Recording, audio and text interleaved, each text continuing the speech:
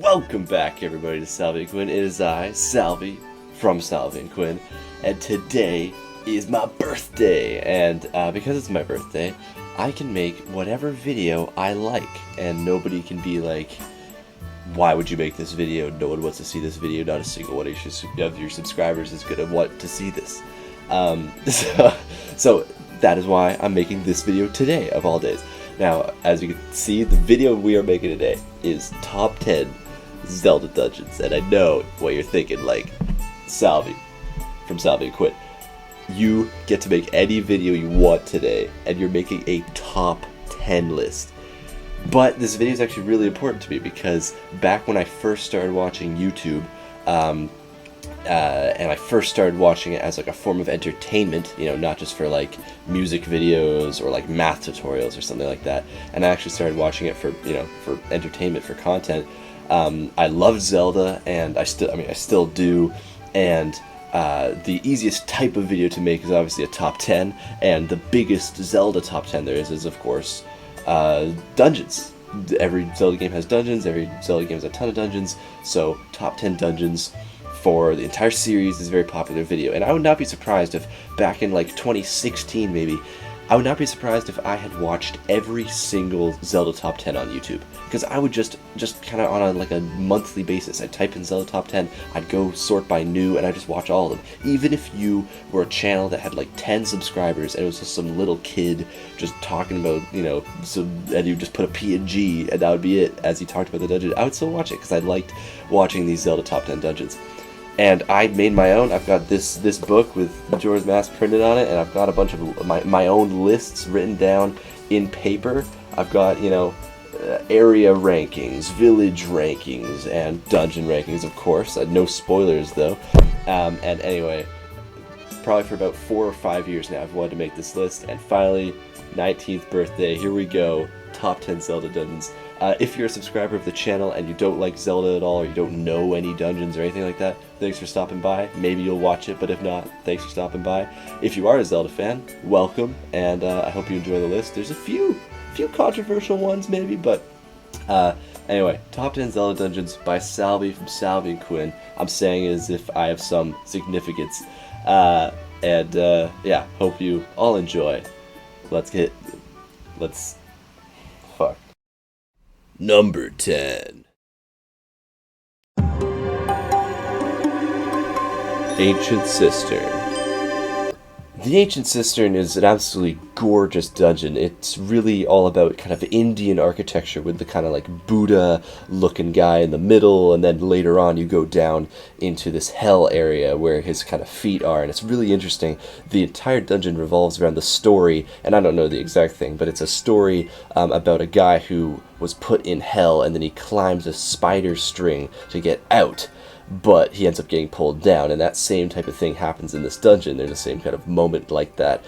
The main gimmick of the dungeon is that there's a heaven and hell, and you start the dungeon all in the heaven area, and it's very nice, and it's, you know, obviously there are still enemies, and then later in the dungeon you have to go down to the hell area, but you have to move the Buddha up and down. Now, the dungeon is brought down a little bit by the fact that the puzzle is just read out to you, that you have to, you know, put down the dungeon and then go back to where you came from, and there's the chest that you need to get to, but it's still interesting.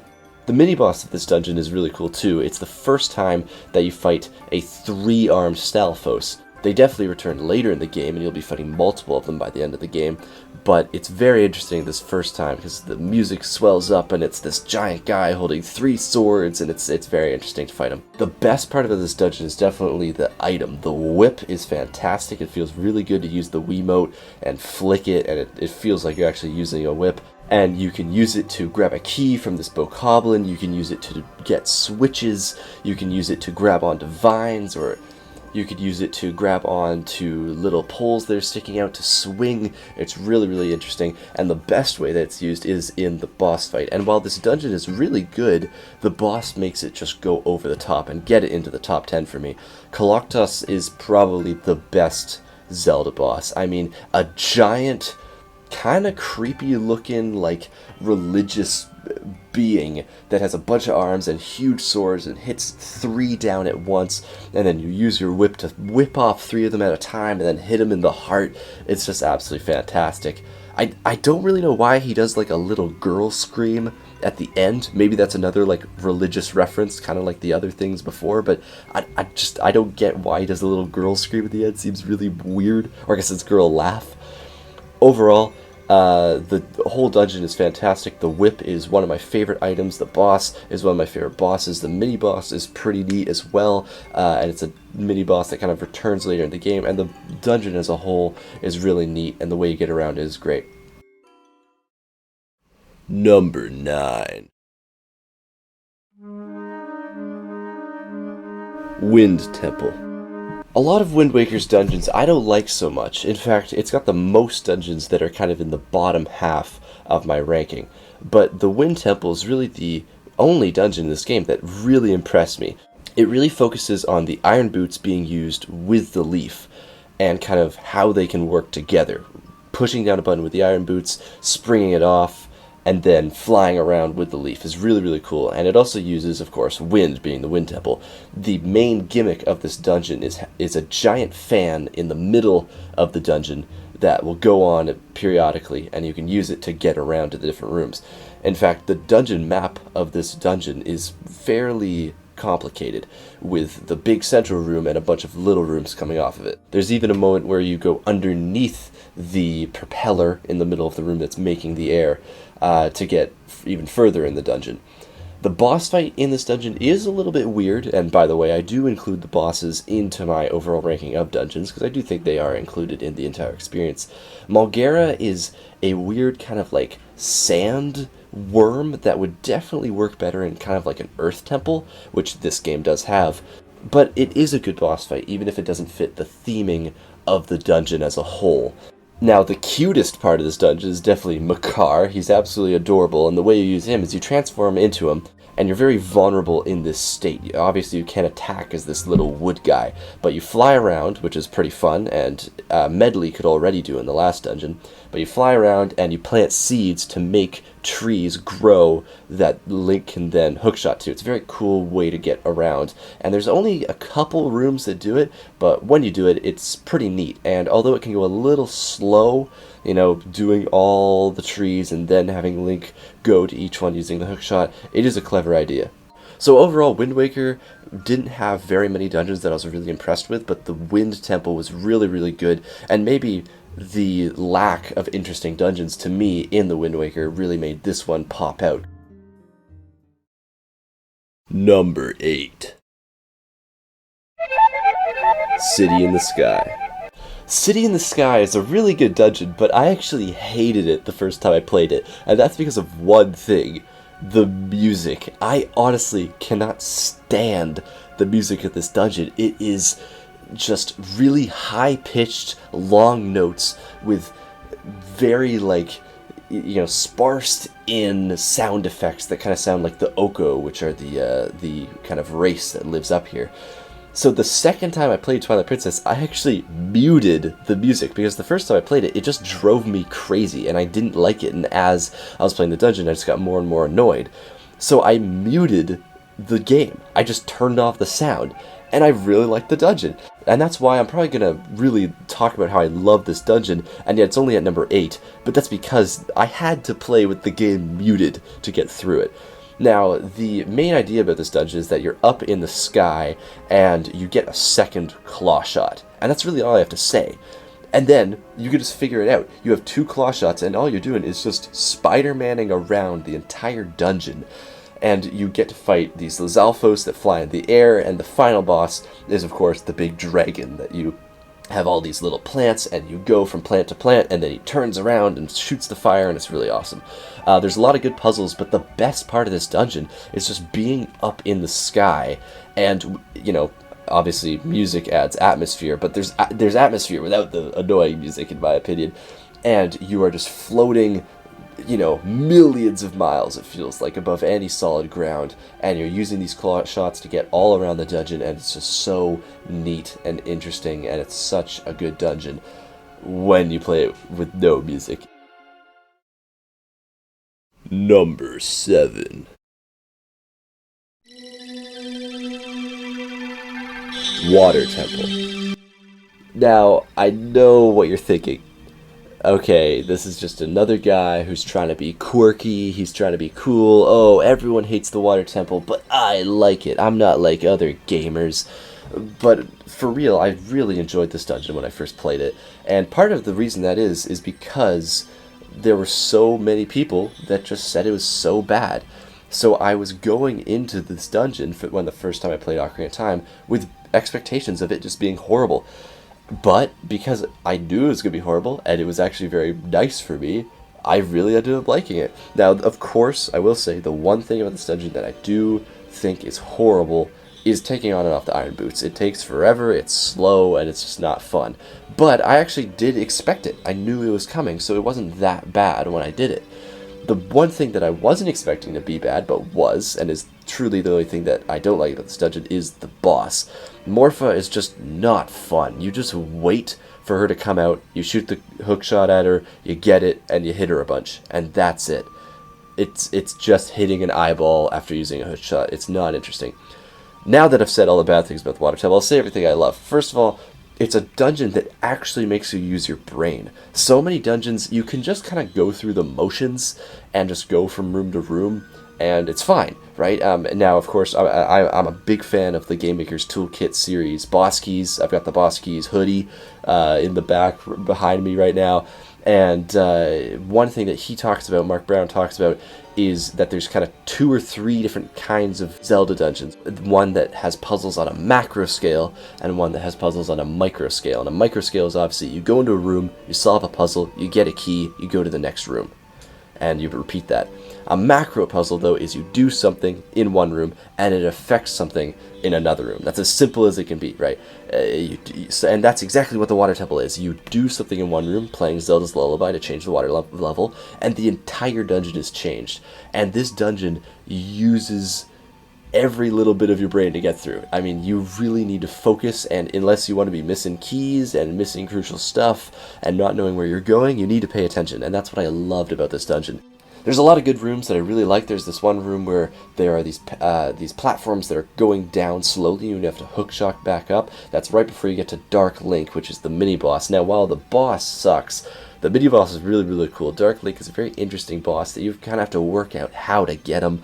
The main way to get him is to either hit him with a Megaton hammer, or there's certain kind of sword tricks you could do to figure it out. You can kind of do this like backstab to get him. It's very bizarre, but he's a really cool boss fight. The atmosphere is through the roof, and the way that you walk into the room and there's nothing, and then you walk past the tree, and then suddenly your reflection in the water is gone. I mean, come on, that's so good. The last thing about the Water Temple is the music. Oh my God, this music is so good. I could listen to it for hours. It's so good. It is ambient through the roof with this music, and I just absolutely love it. So the Water Temple, from when I played it, I've always loved it. And can I see its flaws? Absolutely, but I enjoy when I play it. But I will admit, I can totally see how people hate it. Number 6. Sand Ship. The sand ship is just interesting from the very start. The build-up to this dungeon is so neat. The way that you first get to the sand sea and you're driving around in this sand that used to be a ocean and is now just a desert. I mean, come on. Then you go to the little robot guy's islands and you kind of fly around there using the hook shots. Then you go to the pirate's fortress and do a bunch of puzzles using the time shift crystals. You actually track down the sand ship and you hit it a bunch with a cannon, and then you get on it. I mean, that build-up is incredible. And once you get on it, and then you're like, wait, this is the dungeon? It's just, you're already sold. The main idea of this dungeon is that, unlike Linear Mining Facility, the earlier dungeon in the game in the Linear Province, there's not a bunch of time crystals that you can hit to make the area go back in time. There's only one, and it transforms the entire ship. This, like I said earlier, is absolutely a macro puzzle. You're hitting one thing that changes everything about the dungeon. Now, the item you get is the bow, and immediately you're like, okay, I know what I can do with the bow. I hit the crystal that's up on the, I don't know what it's called, the bow or something. No, the staff, the big staff in the middle of the boat. You hit that where the crystal is from anywhere on the ship, if you can see it at least. So you hit that, and then the whole dungeon changes to either go in the past or the present, and all the puzzles, things will be working that weren't working before, things will be there that weren't there before, things will be gone that weren't there before. Some puzzles involve you going down under the deck, then hitting the crystal, then coming back up. A lot of puzzles are done up on the masts of the ship. The mini-boss of this dungeon is also really cool. It's the skeleton captain of the ship, which is just so neat. I mean, you fight him on the very front of the ship. The only thing that isn't very good about this dungeon is the boss. It is yet again another boss that's just a giant eyeball. But the thing is, it's not even a cool looking one. I mean, a lot of bosses in this game, yeah, are maybe a little bit cartoony, but they're not overly cartoony. But this one is just ridiculous. I don't even know its name, but like, I just don't even want to know its name. It is just horrendously cartoony, and I just don't even think it fits the style of the game, really. And then on top of that, you just hit its eyeball with a bow and arrow. I mean, how long did it take Nintendo to think that one up, right? The lead up to the boss is actually really cool. You go to the boss room, which is actually called the engine room, but suddenly the boss starts attacking the ship and tentacles are flying through the entire building, and you have to exit the entire ship. You thought you were about to go in this room and fight something, but nope, you gotta get the hell out of there now. So the start and end of this dungeon are really, really different. You know, you walk into the sand ship and you're like, wait, this is the dungeon? And at the end you're like, wait, this is the boss? It's really, really neat. So there's a couple things that drag it down, you know, being the boss and stuff, but it is a really, really cool dungeon. The music's great as well, I didn't mention that, but a fantastic dungeon that in the series is very, very unique, and it's a great time. Number 5. Ganons Castle. I used to watch my sister play Zelda when I was a kid. I watched her play Ocarina of Time, I watched her play Majora's Mask, and I watched her play Twilight Princess. And I did love watching her play these games when I was 4, 5, 6 years old, and I even would like watch her play them, and then I would draw little pictures of the game. And when I was 7 years old, I went as Link for Halloween. I was really into these games, even though I hadn't played them. But there was one dungeon that really stuck out to me that I was really the only one I remembered kind of, you know, her being stuck in for a while, and that was Ganons Castle. So I would say Ganons Castle is the only dungeon that I legitimately have nostalgia for, and I like remember fondly. It's right at the end of the game, and what it is it's you go in and there are 6 rooms that you go in and you have to beat a challenge that's related to a past dungeon. It's kind of trivial at this point for a final dungeon in a Zelda game to kind of have different rooms that relate back to old parts of the dungeon. But this was the first time it was done, and it's so neat. Some rooms are a little bit weird. You know, there was no light temple, so the puzzles in that room are just kind of like whatever they could think of. The forest temple is more of wind puzzles, which I don't mind. It's kind of nice to have a different type of dungeon. But still, like, it was, you know, forest temple just didn't have any wind puzzles, and the area in Ganons Castle that's dedicated to the forest temple is all wind puzzles. And finally, the water dungeon one is just an ice cavern ripoff. So a few of them are a little bit weird, but it's so neat to go into a room, and you can really decide what order you want to go in. You can go in the order of dungeons you went, which in Ocarina of Time you can do dungeons in different orders. You can go up the tower, fight a bunch of mini-bosses, then fight Ganon, and then go down from the tower and then do the final boss. It's really, really cool, and I remember watching my sister play these and finding it so cool that each door had a different color on it, and each color was a different element or whatever. I really loved that as a kid, and it was definitely one of my favorite things about that game, and that's why it's the only dungeon I really have nostalgia for.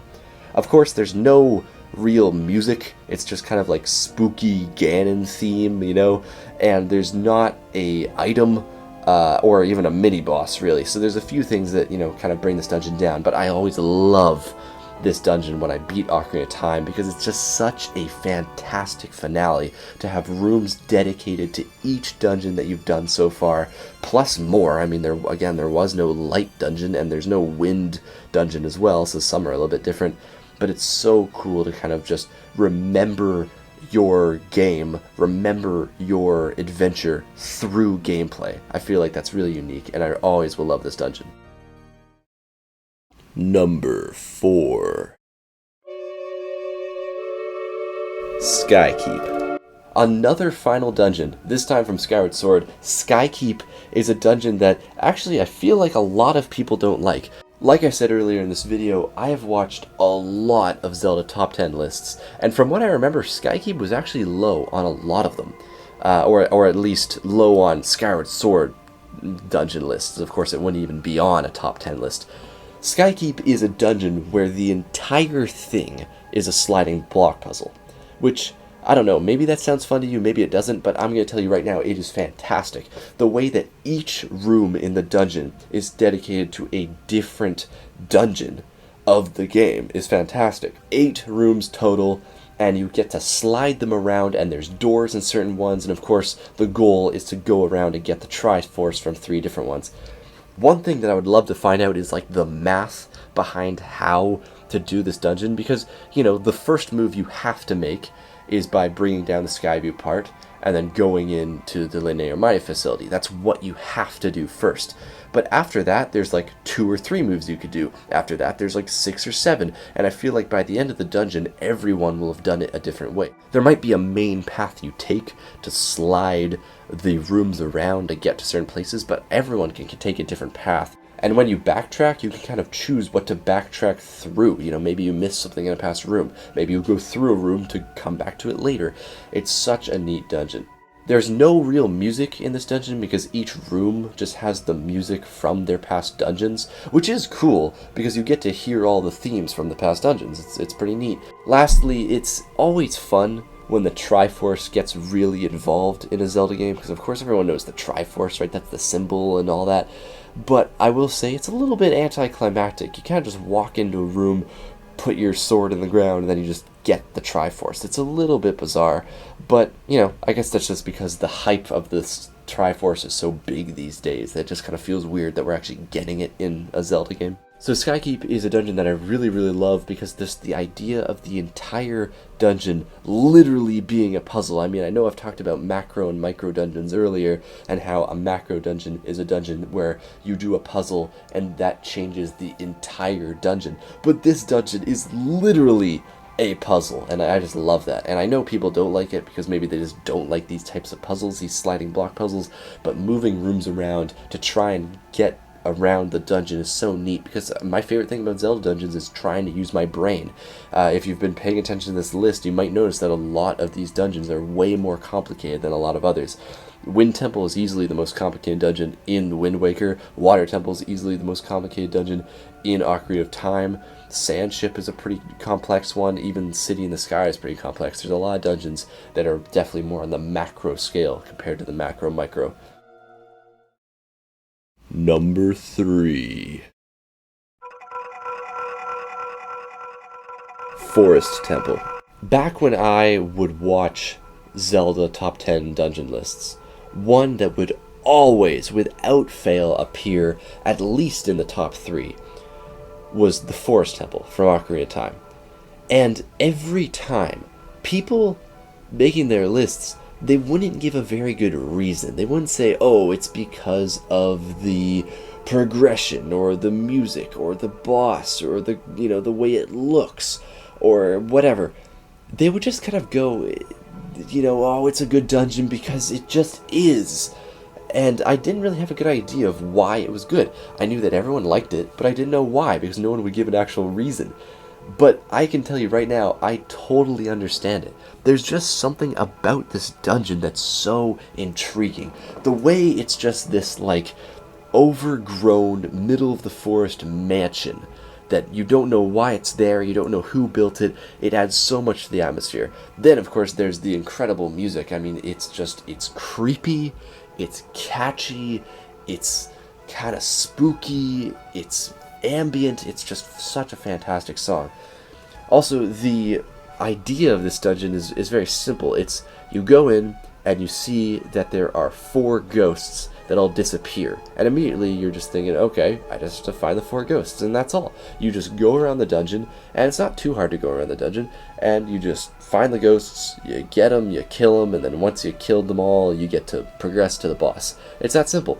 The item you get in this dungeon is the bow, always a classic, and you use it very well in this dungeon. You hit targets, you hit switches, you hit the ghosts, and you hit Phantom Ganon in the boss fight. The boss fight's really, really cool. It's kind of a callback to Mario 64 with Phantom Ganon going in the paintings and then coming out, and you have to decide which one's the real one, and then he comes out and you hit him with a bow and arrow. Really, really neat.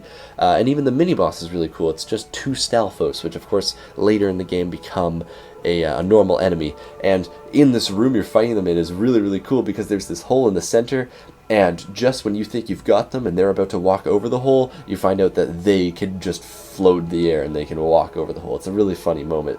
The last and best thing about this dungeon is, of course, the twisted hallways. I mean, how the hell can you even describe this? I mean, it's so hard to wrap your head around walking down a hallway and then it slowly turns 90 degrees and then you're on the wall in the next room.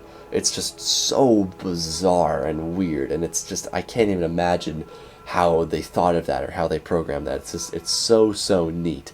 And the Forest Temple, like I said, it's such a hard dungeon to describe why it's so good. I've hoped I've done a better explanation than what a lot of other Zelda top 10 dungeon lists do, but yeah, it is a fantastic dungeon that is such a good introduction to the adult half of Ocarina of Time. Number 2. Snow Peak Ruins. Snow Peak Ruins, for 4 years, was my favorite dungeon in the series. There were so many things that I just absolutely loved. Twilight Princess was the first Zelda game that I ever played by myself, and I loved it. And Snow Peak Ruins was my favorite dungeon. There were so many things that I loved. First of all, the music of the dungeon and just the whole atmosphere of being in this frozen over mansion is so incredible. The way that it's just shimmering ice all over the place and everything is run down. There are statues that are broken, there's paintings that are crushed, and you're just thinking, why was this thing built? Who built it? All that kind of stuff. Just kind of like the Forest Temple right before on this list. The people that live there also add a lot to it. Yeto and Yetta, the 2 Yetis that live there. Great names, by the way, Nintendo. They are just so cute together. You've got Yeto making soup, and you've got Yetta just sitting there sick. And Yeto, his soup is the only way to get hearts, and I just love that's such a good added touch that you'll just be running low on hearts and you'll have to go back to the beginning to get some soup and drink up, and now you got warm soup in your stomach to keep fighting bad guys. It's such a good concept and really adds a lot to kind of the feeling of that you're actually an adventurer, not just like some video game character, right? One thing I will say about it is it's probably more of a micro dungeon. The only time I can really think of when you're doing a puzzle that goes from room to room is when you have to carry a cannonball from room to room, but there's just this very simple cannonball moving machine that's kind of weird that you just take it through the wall and then you go through the door and then you continue on. Other than that, every room is kind of just puzzle, key, puzzle, key, puzzle, key. There's a couple good moving block puzzles, which I always like pushing block puzzles. They're very, very interesting, and you gotta use your brain. It's fun. One thing that's fantastic about this dungeon is, of course, the item and the way you get it.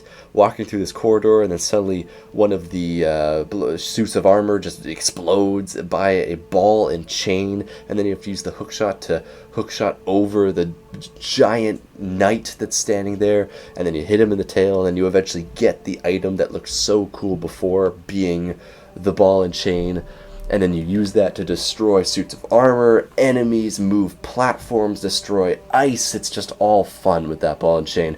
The final boss is really cool too. Yetta, of course, turns into Blizzetta because of the evil powers of the mirror or whatever. Look in the glass floor, or not glass, the ice floor on the ground, and she hammers down trying to stomp you, and then you hit her with the ball and chain. It's a really, really good dungeon, really, really good boss, really, really good music, and everything about it I just loved back in the day when I first played this game, and since then, until about a year ago. But finally, I just said one day, you know what, I have to like the other dungeon, the final dungeon on this list. I have to like it more, and I do like it more. It has to be at my number one, because as good as music and atmosphere and story and characters and all that is, a dungeon truly is about the dungeon design. And when Snow Peak Ruins is honestly more of a micro-sized dungeon, you know, in the way that it handles its puzzles,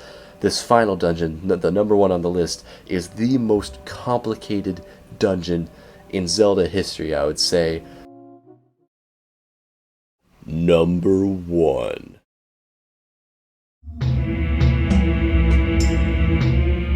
Stone Tower Temple. The idea that it is a dungeon where the entire thing gets flipped upside down halfway through is all I have to say. I mean, there are puzzles on the floor and the ceiling in this entire dungeon. You flip the dungeon upside down and suddenly all the water in it drains. Because of course it did. That makes sense. There's so many puzzles where you used to just be in a room, and now suddenly the room is just gone. There's no floor anymore. You have to use the Deku form to fly around. You have to use the Goron form to go in lava. You have to use the Zora form in the rooms with water. You have to use the Link form every other time, I guess. There are 3 mini-bosses. The boss is decent. One thing is there's not really an item, but you don't really need an item. The 2 items you get in this dungeon are light arrows that are just what you use to flip the dungeon upside down, and the Giant's Mask, which is what you use to fight the boss. They really aren't really like that big in the actual scheme of things, right? The switching the dungeon upside down or flipping it could have just been a switch. Another thing is, of course, this song, the music that plays during this dungeon is an absolute classic. It's one of like the top 5 Zelda songs of all time, like other than the classics like the, you know, Hyrule theme or Zelda's Lullaby. Stone Tower Temple is gonna be one that people know. It's probably the most commonly used or most commonly known dungeon theme in the entire series. One thing that I'm really excited to do is I've actually never done the Stray Fairies for this dungeon because it's so difficult. But when I finally do play Majora's Mask again eventually, I will do the Stray Fairies for this dungeon, and I will grow to love it even more because it'll be even more complicated trying to go around the entire dungeon and try to find the Stray Fairies. It'll involve flipping the dungeon multiple times, and I'll just have to learn this dungeon literally upside down and right side up. So Stone Tower Temple is the most complicated dungeon in the entire series. I mean, even when you know what you're doing, it still takes like 2 hours to get through, and I can't wait until I play trying to get the Stray Fairies because it'll be like a whole new dungeon. I'll have to flip it a whole other time, and it'll be really fantastic. So I'm very excited to play it again, and isn't that the sign of a favorite dungeon, when you just cannot wait to play it again? Thank you guys so much for watching. I hope you enjoyed.